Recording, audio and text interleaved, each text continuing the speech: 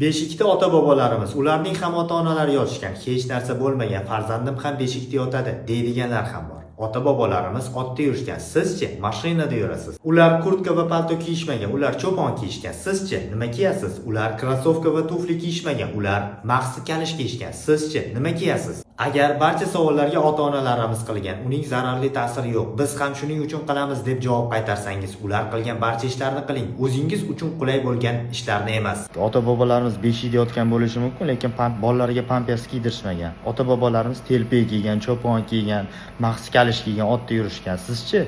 Urf-odat, ota-bobolarimizdan qolgan urf-odatga amal qilasizmi? Bir xil odamlar bor, o'ziga kerakli bo'lgan narsalarni qiladi-da, o'ziga noqulaylik tug'dirgan narsalarni qilmaydi. Ilm-fan rivojlanishi natijasida oldin to'g'ri deb bilgan narsalar hozirda noto'g'ri bo'lib chiqadi.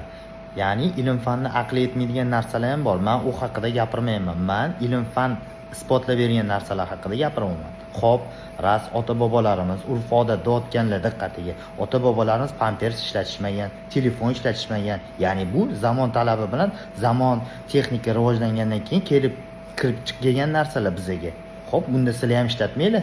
Ota-bobolarimiz ishlatmagan-ku.